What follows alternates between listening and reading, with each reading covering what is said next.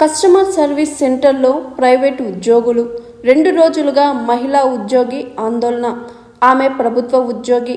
ఎప్పటిలాగే ఉదయాన్నే కార్యాలయానికి వచ్చారు. అయితే కస్టమర్ సర్వీస్ సెంటర్లో ప్రైవేట్ వ్యక్తులు కూర్చొని ఉండడంతో ఆశ్చర్యపోయారు. కేంద్ర ప్రభుత్వ రంగం సంస్థలోకి ప్రైవేట్ వ్యక్తులు ఎందుకు వచ్చారంటూ ఆరా తీశారు. ఆమెకు వచ్చిన సమాచారంతో ఆగ్రహం వ్యక్తం చేశారు.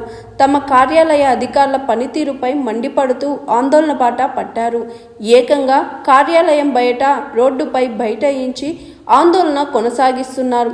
దాదాపు 24 గంటలకు పైగా ఆమె నిరసన కొనసాగుతుంది. తెనాలి బిఎస్ఎన్ఎల్ కార్యాలయంలో రెవెన్యూ ఇన్స్పెక్టర్గా పనిచేస్తున్న పద్మావతి కార్యాలయం బయట ఆందోళన బాటపట్టారు. తమ కార్యాలయంలోని కస్టమర్ సర్వీస్ సెంటర్ను ప్రైవేట్ వ్యక్తులకు అప్పగించడాన్ని వ్యతిరేకిస్తూ ఆమె నిరసనకు దిగారు. కావాల్సినంత మంది సిబ్బంది ఉన్నా కొంతమంది దురుద్దేశంతో కస్టమర్ సెంటర్ను ప్రైవేటు వ్యక్తులకు అప్పగించారని ఆరోపించారు. గతంలో రేపెల్ల కార్యాలయంలోనూ ఇదే విధంగా చేస్తే రాష్ట్ర స్థాయి అధికారుల దృష్టికి తీసుకువెళ్లి అడ్డుకున్నట్లు ఆమె తెలిపారు. మరోసారి తెనాలి కార్యాలయంలోనూ అదే విధంగా జరగడంతో పద్మావతి ఆగ్రహం వ్యక్తం చేస్తూ ఏకంగా నిరసనకు దిగారు. అవినీతికి పాల్పడుతూ ప్రభుత్వ రంగ సంస్థలను ప్రైవేట్ వ్యక్తులకు కట్టబెడుతున్నారని మండిపడ్డారు. రాష్ట్ర స్థాయి అధికారులు జోక్యం చేసుకునే వరకు తన ఆందోళన కొనసాగుతుందని తెలిపారు.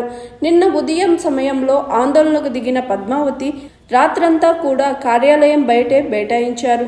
బిఎస్ఎన్ఎల్ కార్యాలయం సిబ్బంది ఎవరూ ఇప్పటి వరకు స్పందించలేదు. పద్మావతి కూడా వెనక్కి తగ్గడం లేదు.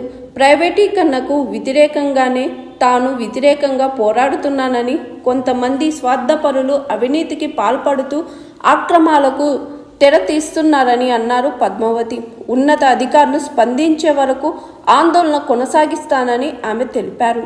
ఉన్నత అధికారులు ఏ విధంగా స్పందిస్తారో వేచి చూడాల్సిందే మరి.